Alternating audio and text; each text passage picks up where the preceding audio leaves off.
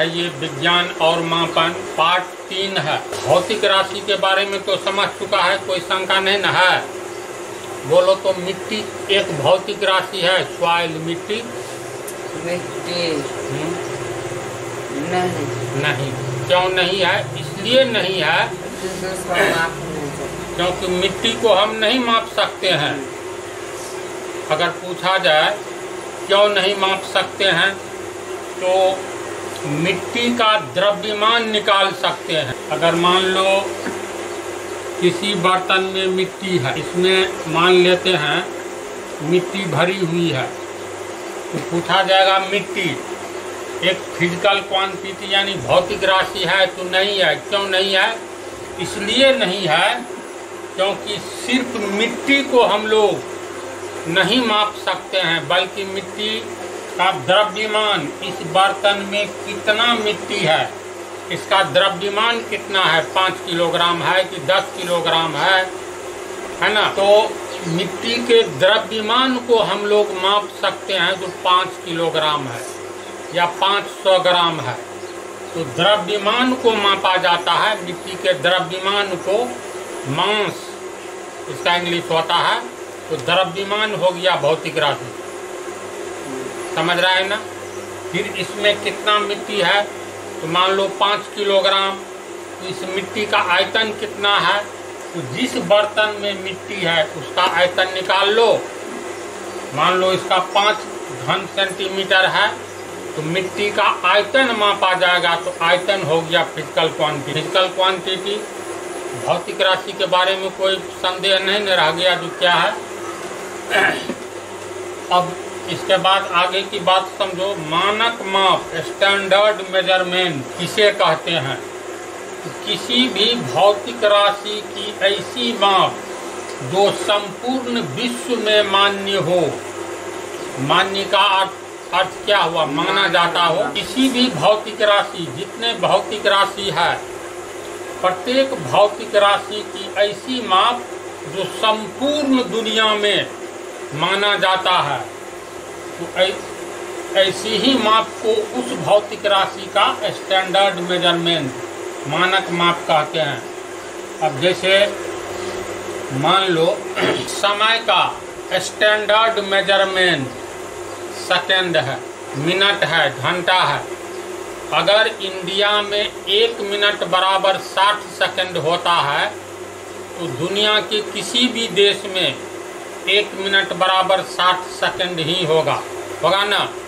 यानी सारी दुनिया में ये स्टैंडर्ड मेजरमेंट समय का जो है सेकंड है ही।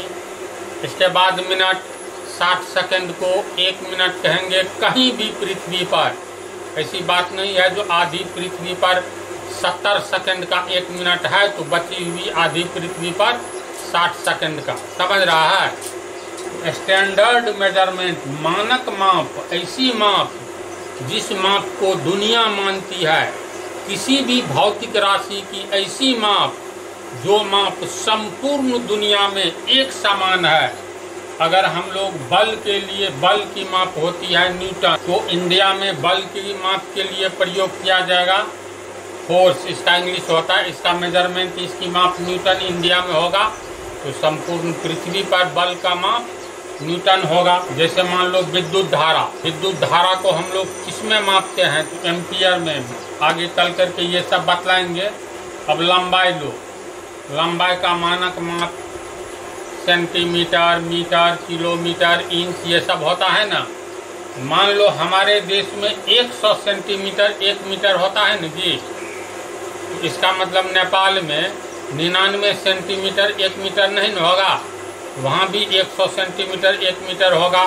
वर्ल्ड के किसी भी कोने में जाओ तो लंबाई का मानक माप, ये मानक माप स्टैंडर्ड मेजरमेंट क्या होगा? मीटर होगा। जो मीटर 1 मीटर बराबर 100 सेंटीमीटर वर्ल्ड के किसी भी कोने में होगा। किलोमीटर होगा। समय का मानक माप तो 1 किलोमीटर में 1000 मीटर। पृथ्वी के किसी भी जगह पर जाओगे कहेगा 1 किलोमीटर की दूरी तय किया, तो इसका मतलब मान लो अमेरिका में 1 किलोमीटर का अर्थ 1000 मीटर होगा। रूस में भी 1 किलोमीटर का अर्थ 1000 मीटर ही होगा। दुनिया में कहीं भी होगा। समझ रहे बात को? तो स्टैंडर्ड माप यानी स्टैंडर्ड मेजरमेंट चीज क्या है? तो किसी भी भौतिक राशि की ऐसी माप जो संपूर्ण विश्व में मान्य हो, अर्थात माना जाता हो, अर्थात प्रचलित हो, ऐसी ही माप को उस भौतिक राशि का मानक माप। ठीक है। अब ऊर्जा का मानक माप जूल है। वर्ल्ड में सभी जगह ऊर्जा के लिए जूल, ऊर्जा का मानक माप जूल ही कहा जाएगा।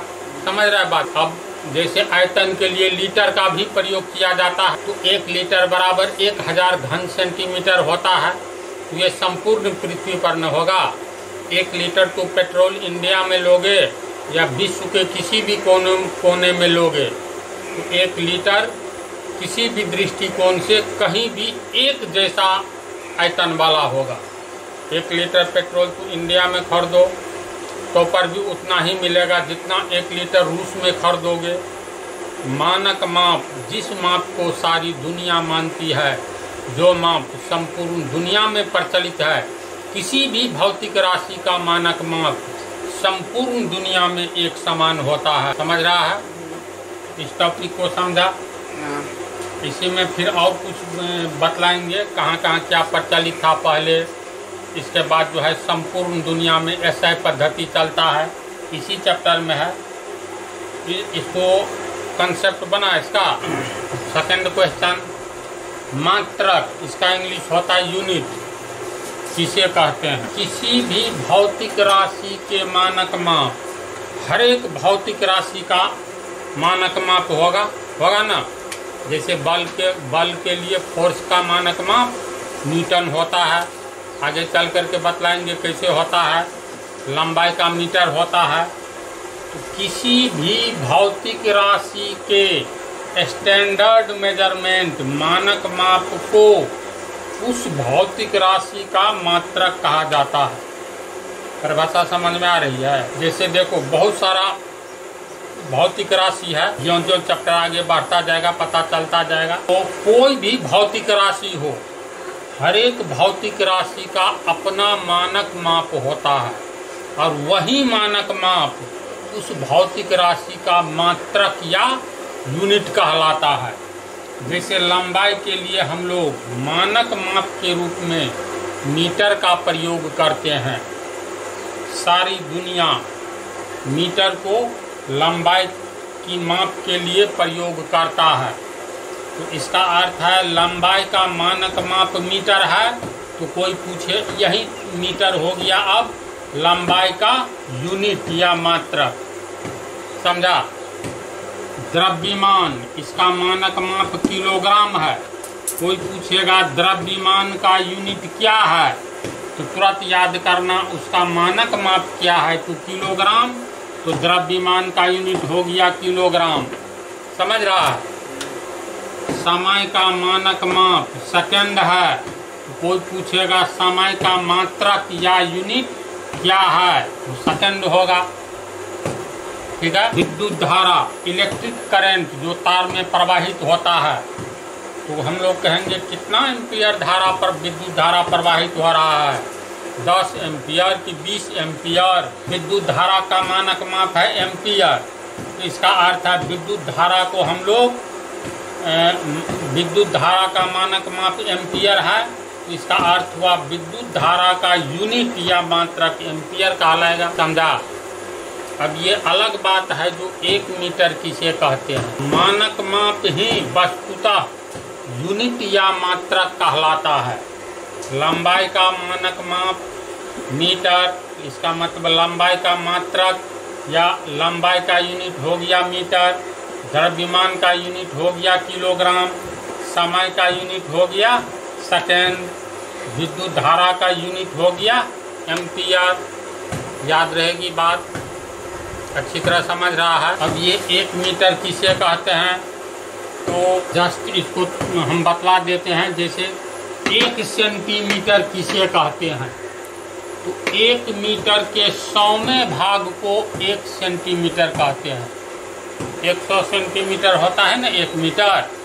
तो देखो, अंतर्राष्ट्रीय विज्ञान प्रयोगशाला में बहुत वर्ष पहले ये फिक्स किया गया जो 1 मीटर किसे कहेंगे।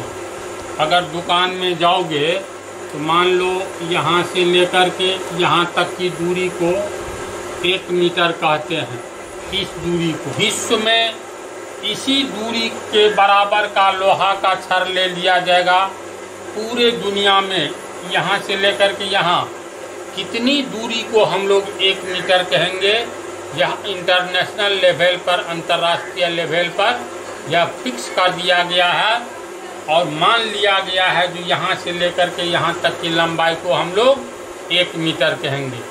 ध्यान से सुनो, समझ जाओगे अच्छी तरह। तो अब इसी दूरी के आधार पर कहीं 1 मीटर के बदला 10 मीटर बनाना है, तो ऐसा दूरी 10 बार जोड़ेंगे तो 10 मीटर हो जाएगा। तो ये इतना बड़ा छड़ अंतर्राष्ट्रीय विज्ञान प्रयोगशाला में एक ऐसे बक्सा में रख दिया गया है जिस पर न समय का प्रभाव पड़ता है, तापमान का प्रभाव नहीं पड़ेगा। तापमान बढ़ने पर छड़ की लंबाई बढ़ सकती है। एक ऐसे बक्से में रखा गया है जिस बक्से में हवा, तापमान, नमी, किसी भी चीज़ का प्रभाव नहीं पड़ता है। और अगर मान लो पूरे दुनिया से ये मीटर वाला जो नहीं होता है हर एक जगह, ये गायब हो जाएगा, फिर वहीं पर जाकर के अंतर्राष्ट्रीय विज्ञान प्रयोगशाला में यहाँ से लेकर के यहाँ तक की दूरी काट ली जाएगी और इसको माना जाएगा 1 मीटर। अब तुमको 10 मीटर की दूरी वाला कोई फीता बनाना है, तो इतना ही दूरी वाला 10 बार जोड़ देंगे तो 10 मीटर होगा, समझा। अब कहोगे 1 सेंटीमीटर किसे कहते हैं, तो इस लंबाई को समान भाग में 100 भाग में बांट दिया गया। समान दूरी पर 100 भाग में बांट दिया गया है और इस तरह 1 मीटर के 100वें भाग को यहाँ से यहाँ तक मान लो 100वां भाग है, इसको 1 टुकड़ा, 2 टुकड़ा, 3 टुकड़ा, 4 टुकड़ा, इस तरह यहाँ इससे पहले 99 टुकड़ा, ये 100वां टुकड़ा, 100 टुकड़े में बांट दो तो प्रत्येक टुकड़ा की लंबाई को 1 सेंटीमीटर कहेंगे। इसीलिए लंबाई के लिए मानक माप जो है मीटर है। इतनी ही दूरी को 1000 बार जोड़ेंगे तो कितना, 1000 मीटर, और 1000 मीटर को 1 किलोमीटर कहेंगे। समझ रहा है बात को।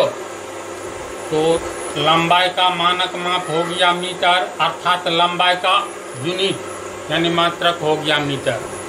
तो 1 मीटर किसे कहते हैं, तो वैज्ञानिकों के द्वारा पूरे विश्व का वैज्ञानिक एक जगह बैठ करके फिक्स कर दिया, जो एक निश्चित दूरी ले लिया और उसी दूरी को कहा गया। आज से पूरी दुनिया में उस दूरी को ए से बी तक की दूरी को 1 मीटर कहा जाएगा।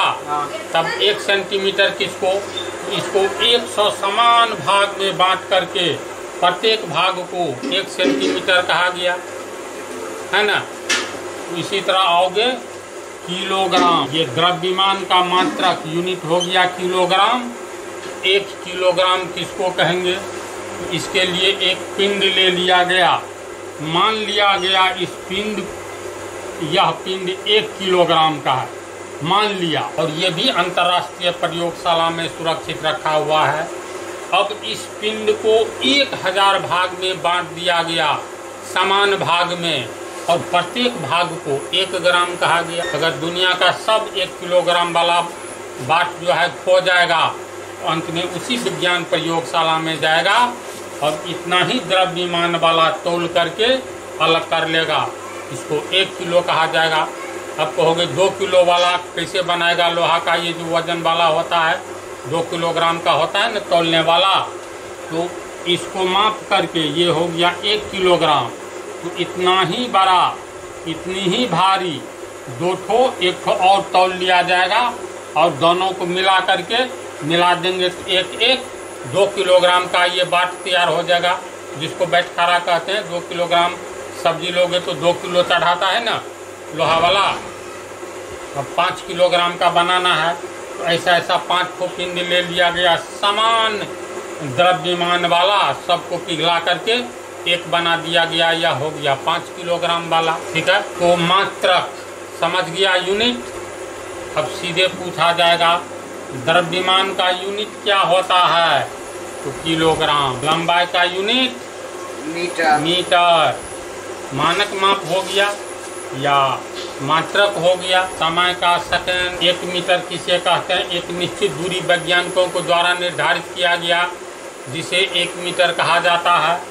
किलोग्राम भी एक निश्चित पिंड का द्रव्यमान मान लिया गया 1 किलोग्राम है। इसी तरह सेकंड, एम्पियर, सबके बारे में आगे चल करके समझो, पाठ में रहने दो, इतना ही।